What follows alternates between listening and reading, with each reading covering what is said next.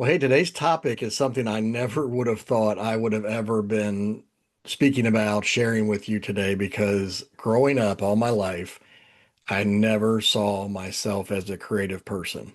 I always thought about creativity from the lens of being an artist, whether that was drawing, painting, drama, music, whatever the art was. I always thought of creativity connected to art in that way.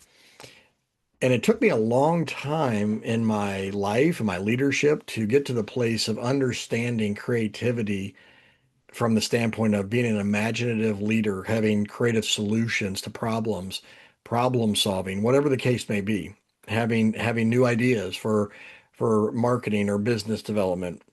And it finally hit me long into my adulthood, I should say, where I finally realized I am creative. I'm just not creative the way that I imagined it or envisioned it or thought about it when I was young. And so today, that's what I want to talk about because maybe you're in that same boat where you're saying, you know what, Chris, I'm not a creative person. Like if I draw, I'm creating bad stick figures. Well, that was me. So you're in good company. Or you can say, I can't paint or I can't do music. I'm not musically inclined. I can't sing. I can't play an instrument. I can't, whatever the thing is. There's a lot of limiting beliefs that we can have when it comes to thinking about creativity. And the reality is, as leaders, we are all creative in our own way, but we don't see it as creativity. And so that's why I want to talk today about how important imagination is in leadership, because your imagination, your mind is constantly looking for solutions, looking for answers, whether that's for problems, whether that's for capitalizing on opportunities in a positive way, whatever the case may be, whether that's staffing issues and challenges, whether that's trying to find the right fit for people. Those are all creative aspects of leadership using your imagination. But once again, we don't often think about creativity in that way. And so even talking about imagination and leadership may feel a little bit out of place, but it's really not. And as we go along here today, I think you'll understand why more and more. So what I want to jump into is really helping you think about understanding your unique contribution. Because here's the thing. When you're a leader, you bring skills, gifts, abilities, talents, whatever label you want to put on them, and your team needs that. Your organization needs that. But guess what? There's only one of you. There's not two of you in the world. We're all unique. And one of the things that I really appreciated when I read The Big Leap by Gay Hendricks was talking about your zone of genius. This idea of your zone of genius that he talks about in his book. And when I read that years ago, it really helped me understand this idea of creativity or imagination even better because we are all geniuses in some way, shape, or form. We may not feel that way. Sometimes people don't look at us that way. But I think what happens is when we don't feel like we're in our zone of genius, it's because we're actually out of place. We're not in that zone. We're doing things that maybe we can do and maybe we have to do for a period of time, but they're not really our strength zone. It's really not where we really thrive in. And so in our last episode, we talked about the power of knowing your strengths. So this episode is talking about your unique contribution using those strengths and how that can lead to creative solutions and creative outcomes.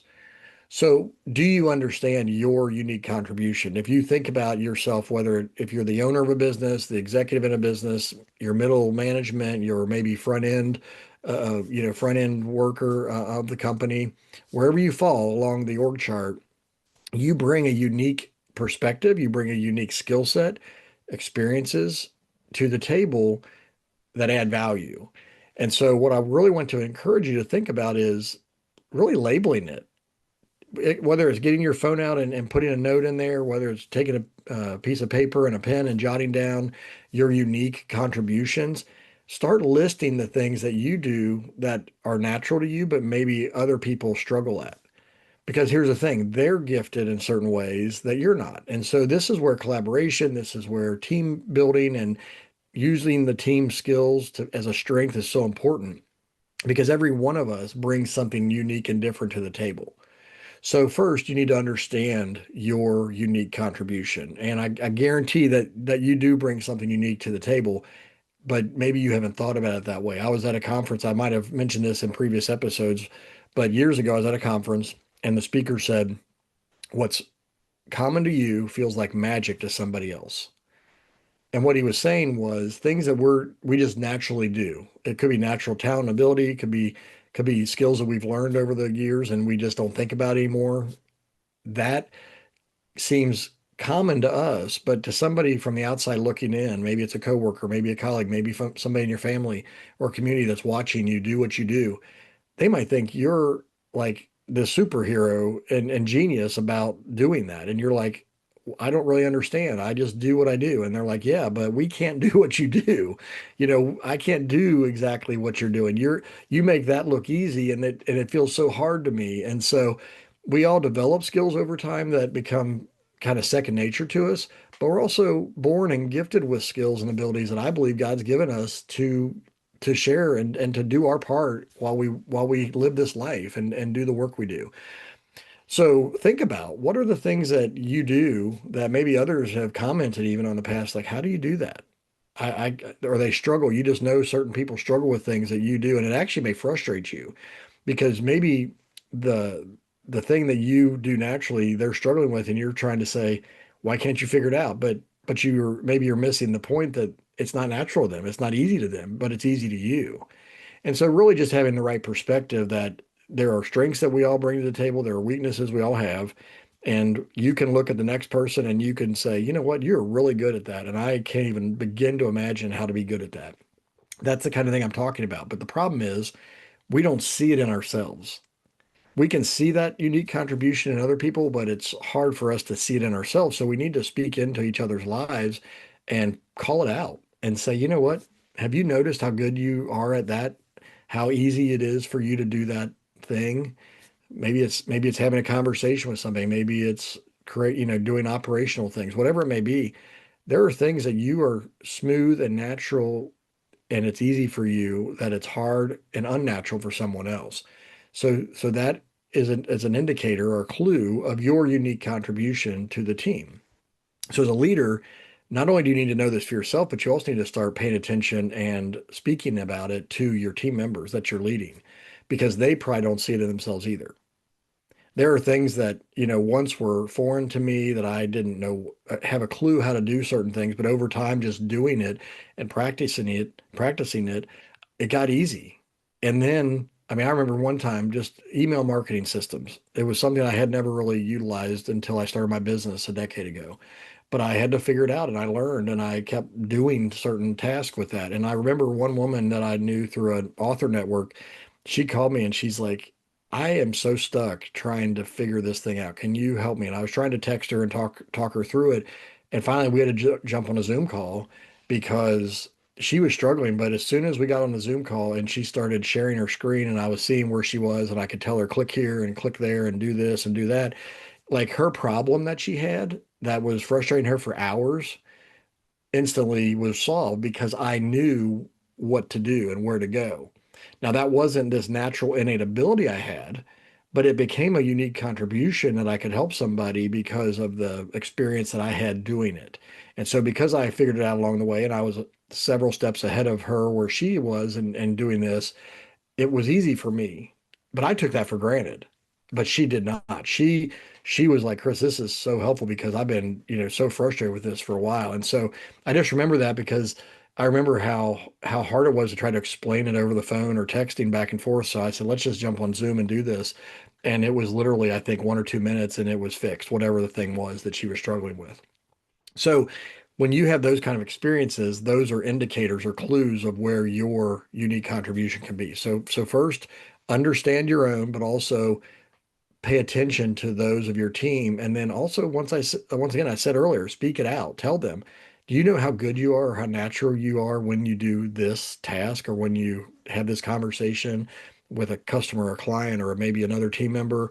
Do you know that you're really good at communicating and speaking? Do you really know that you're great at writing and being clear to people in simple ways? Whatever the case may be, you can call that out to people and you can really help them start to see their own unique contribution. And I believe that that's a powerful thing as leaders that not only when we act out of our own creativity and unique contribution, but also show others and make sure they know it, highlight it, how powerful that can be. Now, the second thing is really engaging your imagination and suspending judgment as you're doing it. So this was a lesson I learned when I was writing my books. So I remember when I was in high school, we were in typing class. It was keyboarding because it was right when computers were coming out, computer labs were being developed. I was in a brand new school with all this high technology at the time, which would be laughable today, by the way. But we were taking typing class basically on computers. And I remember that we would have to do our speed tests occasionally, like once a week or once every couple of weeks. And the teacher would say, don't stop and edit. Don't go back and edit. I want to know your speed. So there was speed and there was accuracy, right, in the test. Well, to me, I wanted to be accurate and fast. So for me, if I made a mistake and I knew I had made a typo, I would just go back and fix it real quick and keep going. And I was at like the highest speed level because I caught on to typing pretty quick compared to a lot of my classmates. And yet I was also editing along the way. Now, if I would have just blown through the editing, I would have been much faster, but I would have had points taken off for accuracy. To me, I wanted to be fast and accurate, so I fixed it as I went. But here's the thing. When I wrote my books, I had to realize don't try to edit as I wrote. I needed to write and get the content out as a first draft, and then I could go back and edit after that or turn it over to my editor. And a lot of authors, they get stuck in this because you're so worried about having the perfect first draft. And the reality is no first draft is ever perfect, but we can get trapped in that thinking. And as a leader, when you're trying to find creative solutions, you can get trapped in trying to make the first draft a perfect draft, and that'll slow you down, bog you down. It'll actually stop you and paralyze you if you're not careful. So I bring that up because you need to engage your imagination, but you also need to suspend judgment while you're engaging it because utilizing your ideas, you're not going to necessarily have the perfect answer, the first thing you say. So for me, for instance, because I am a verbal processor, I don't know if that's a technical term, but that's what I call it. I'm a problem solver by speaking it out and if it's going through my mind about could it be this or could it be that, you're hearing it. Whereas I know other people are internal processors and they wouldn't you don't hear anything from them until they've kind of really thought through things and they've figured it out. So whichever direction you are on this, whichever type of personality you are, you have to be careful to suspend judgment because for me, I tell people don't take everything I'm getting ready to say at face value in the sense of this is my final answer, just I'm talking this out. Other people who remain quiet, many times I'm like, I don't know what you're thinking. Can you give me some clues? Can you help me think through this?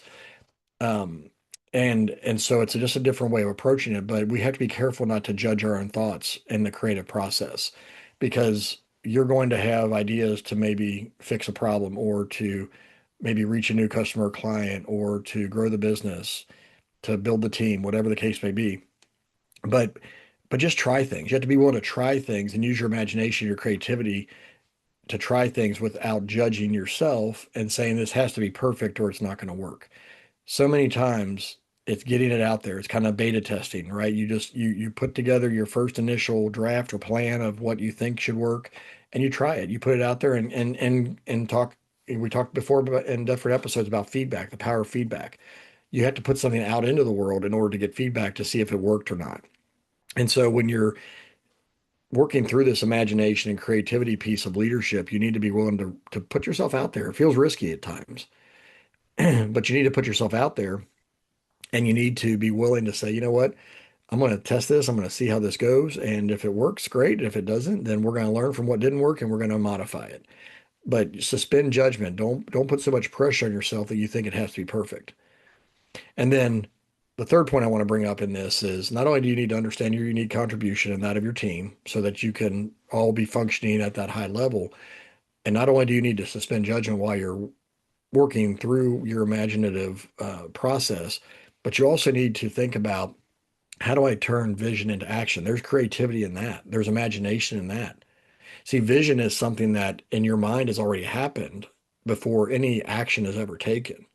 And so using your creativity, your imagination, you need to basically look down the road and say, okay, in 6 months, 12 months, 5 years down the road, here's what this decision or this plan will look like. and then you start working backwards from that end goal or end desire. So there was this exercise I learned when I was going through my coaching training a decade ago, and it was called Remember Your Future. And it seemed like a really strange title for this exercise. But the point of the exercise was envision your life or envision your business 5 years from now. And what are the sights you see? What are the smells you smell? What is going on around you? What car are you driving, or what people are around you? What building are you in? That kind of thing. So envision your future. Like, what is 5 years out from now? What does it look like? And then you ask the question, well, what did I do to get there? So our brains, our minds don't understand and can't differentiate what is current and reality right now versus what your idea is down the road. And so if you envision, this is where daydreaming comes into play, right? People will be caught daydreaming where they're like basically living in the future in their mind, even though the reality is not that way yet. So as leaders, we need to block time and create space to envision the future. And that could be a week from now, that could be 5 years, 10 years, 20 years from now. That that the project or the situation will demand different. But my point is part of your creativity and part of your imagination is going to be envisioning the future. What is it that you want to accomplish? Where are you going? Where is your team going? What products, what services are you going to be delivering? Who are your customers? Who are your clients? Where are you located physically? Or where's your reach for your business? Are you an online global reach, or are you more of a local physical presence, storefront kind of a situation?